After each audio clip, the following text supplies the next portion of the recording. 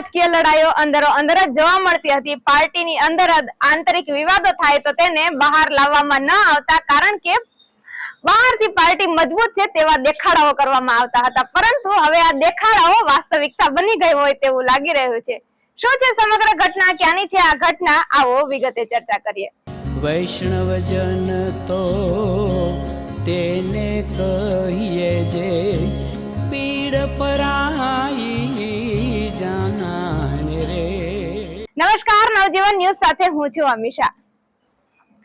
રાજકીય પાર્ટીમાં આંતરિક વિવાદો થાય તો તેનું અંદર ને અંદર જ સમાધાન થતું હશે અને અંદર ને અંદર જ તેનું નિરાકરણ આવી જતું હશે, પરંતુ હવે આ વિવાદ બહાર પણ આવી ગયો હોય તેવું લાગી રહ્યું છે।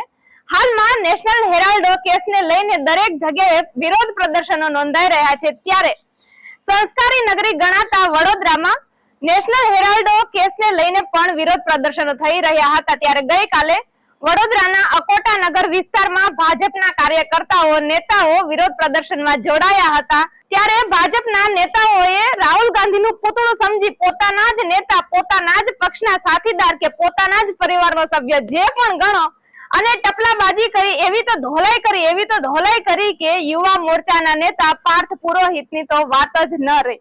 ત્યારે આ વિડીયો પણ સોશિયલ મીડિયામાં વાયરલ થયો છે, તમે પણ તમારી સ્ક્રીન ઉપર આ વિડીયો જોઈ શકો છો।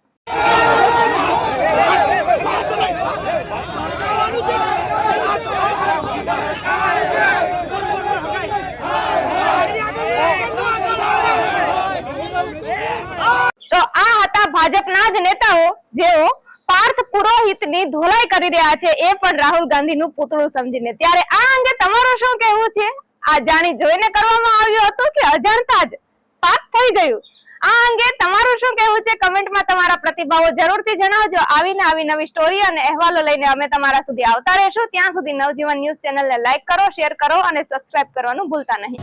વૈષ્ણવજન તો તેને કહીએ જે